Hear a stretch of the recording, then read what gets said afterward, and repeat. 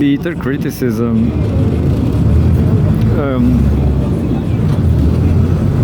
I don't know what's going. I have to read the Russians. The Russians. It's been a long time since I don't read Russia Today. Russia Today.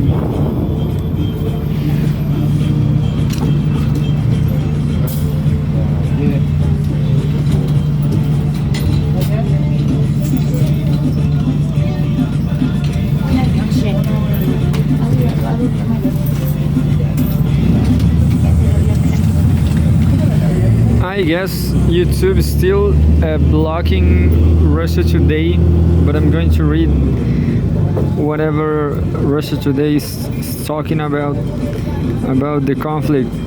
It says May 16, 2025, home, Russian former Soviet Union.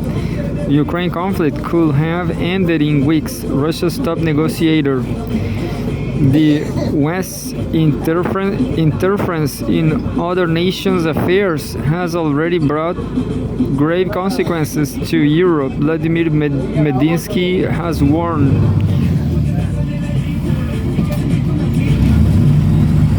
And the photograph shows Vladimir Medinsky. I never heard about him. The head of Moscow's delegation at the Istanbul talks. The Ukraine conflict could have ended very quickly if Kiev had chosen to negotiate from the beginning rather than heed its Western backers and fight Russia. Vladimir Medinsky, head of Moscow's delegation at the Istanbul talks, said in a wake of the negotiations. Medinsky made the comments after nearly 2 hours of talks between the Russian and Ukrainian delegations in Istanbul on Friday. The two nations agreed upon a major prisoner swap involving 1,000 POWs from each side, as well as to continue contacts once each side has prepared a detailed ceasefire proposal, the Russian delegation said. After the meeting, the presidential AD and professional historians sat down for a major interview with the Russia's Rossiya 1 broadcaster. Quick way out, quick way out.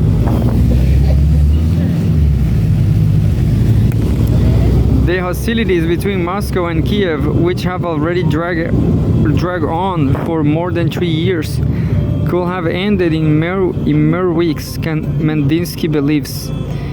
Ukraine just needed to stick to the arrangements it had reached with Russia during the initial rounds of peace talks in the Belarusian city of Gomel in late February, he stated. This is saying that the West is even worse than Zelensky.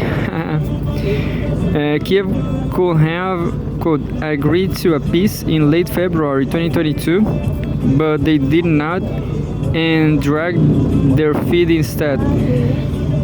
End quote. The official said. The Russian peace proposal present at the following round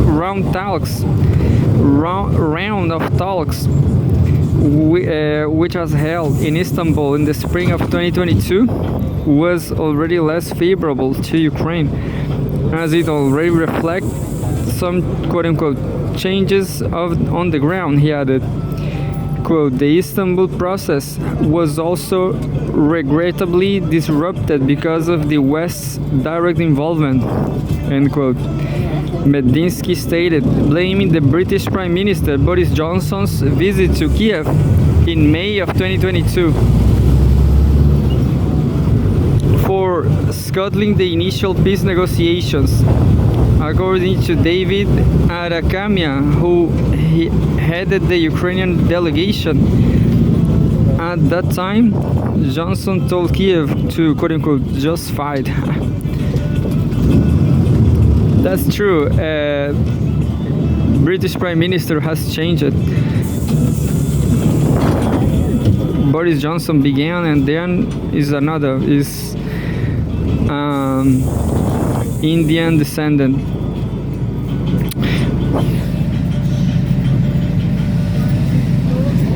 West interference in other nations' affairs is detrimental to Europe. Attempts by Western nations to influence other countries' policies have historically brought catastrophic consequences to the European continent, Medinsky warned. As a vivid example, he took the Berlin Congress held in 1878, which was called by a coalition of Western countries to revise the results of the Russian-Turkish War that had ended earlier the same year. Western nations, including the UK, France, Italy, and Germany, thought the peace treaty, which led to the liberation of a host of Balkan nations from Ottoman control, was too favorable to the Russian Empire, and they thought it will give it too much clout over the Balkans. As a result of the West's interference, the borders of the newly liberated states were redrawn, thus laying the foundation for the territorial disputes that ultimately triggered World War I, Medinsky said. Quote, unregulated problems in the Balkans led to World War I, he stated. This was a direct consequence of interference by Western nations, and right now does it. Kiev's demands are excessive. Medinsky has dismissed Ukraine's demand for a ceasefire as a precondition for any peace talks as unnecessary and excessive. Quote, a war and talks are being conducted simultaneously, end quote, he said. Quote, only people who know nothing about history can claim that a ceasefire has always preceded peace talks, the official maintained. Kiev has repeatedly demanded that Moscow agree to a 30-day ceasefire before any talks take place. Russia has rejected that demand, urging Ukraine will merely use the pause to rearm and regroup its troops. And that was, let's read more from Russia Today.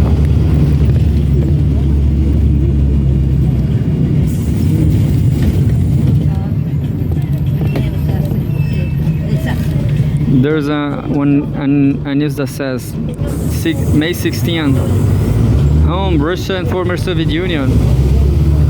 Russia hits out at British Prime Minister. London has been behind all the West's escalatory moves in the Ukraine conflict, the Russian UK embassy says. And there's a photograph, UK Prime Minister Keir Starmer at the 6th European Political Community Summit, Tirana, Albania, May 16. British Prime Minister Keir Starmer's ultimatums and sanctions threats just demonstrate that the UK wants to undermine the settlement of the Ukraine conflict, the Russian embassy in the UK has said. Last week, the leaders of the UK, France, Germany, and Poland met in Kiev and threatened to impose more sanctions on Russia if Moscow did not agree to a 30-day unconditional ceasefire by Monday. That date has come and gone, and no truce was agreed upon during Friday's direct Russian-Ukraine talks.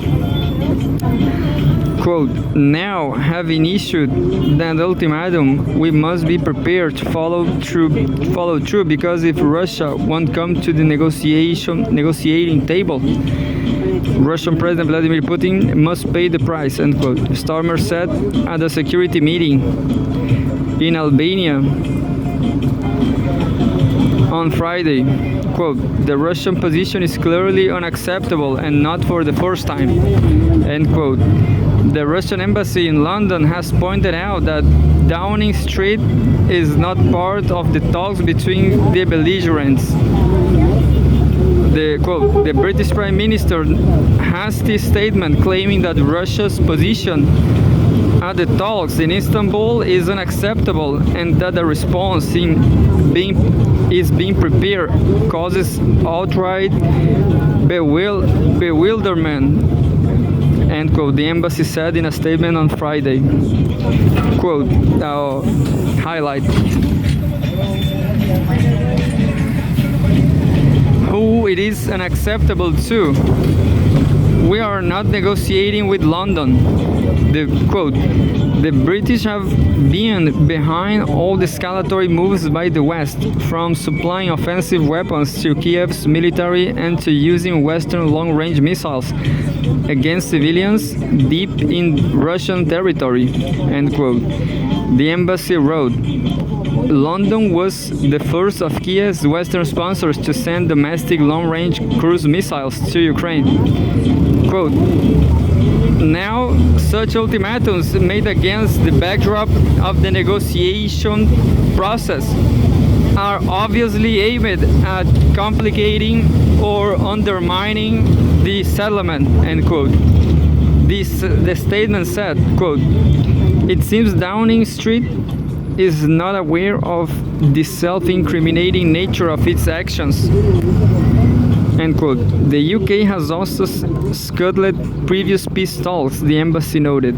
Quote, it was London that made a considerable effort to disrupt the first negotiation process in 2022 and to subsequently keep the conflict hot, quote, end quote. It wrote, the unsuccessful 2022 negotiations in Istanbul were torpedoed by the UK Prime Minister Boris Johnson, who convinced Ukraine to pull out, according to the Ukrainian delegation's top negotiator at the talks, David Akamia.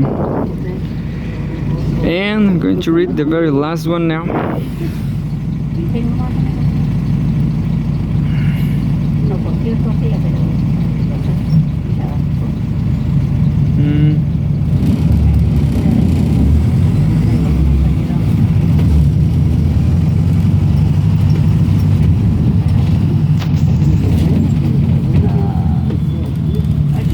Good to read this analysis. May 16, home, Russia and former Soviet Union. Ukrainian negotiator made quote-unquote fantasy claim that Russia plans to attack NATO state source. The Russian delegation reportedly laughed off a remark by Kiev official that Moscow intends to invade Poland in 2030.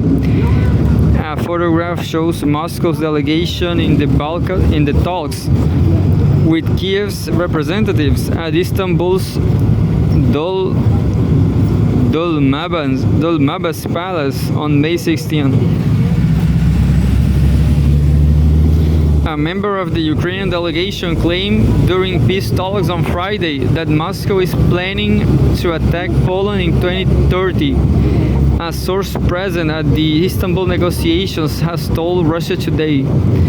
The Russian side reportedly burst into laughter at the Ukrainian delegate's claim, with Medinsky saying, quote, let's not turn these negotiations into a fantasy novel, end quote.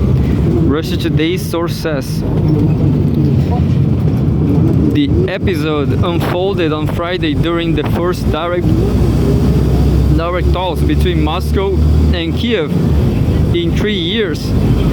The negotiations, originally scheduled in Turkey for Thursday, were postponed after Ukraine's Vladimir Zelensky failed to appoint a delegation until late that evening, following a conversation with Turkish President Recep Tayyip Erdogan in Ankara.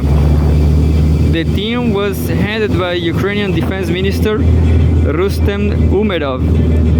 The Russian delegation was led by presidential aide Vladimir Medinsky, who headed Moscow's negotiating team 3 years ago.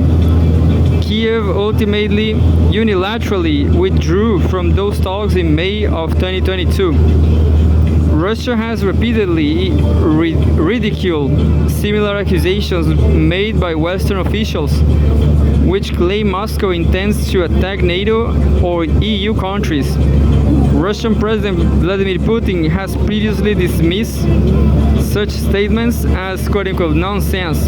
He also suggests that Western politicians are fabricating the prospect of a Russian attack in order to scare their citizens and justify increases in military spending.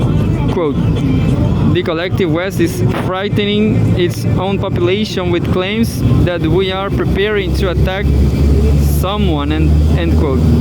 He said in December 2022, quote, the tactic is very simple. They push us to a red line, beyond which we can no longer retreat, end quote. Putin added that when Moscow finally does respond, Western governments immediately alarm their citizens by claiming there is now a quote-unquote Russian threat. Meanwhile, NATO countries themselves are increasing military spending. Strike groups made up of alliance forces are being formed and concentrated near Russia's borders, end quote, he said. Maybe that's it. I have to read my own things now. So things are going as usual in Russia.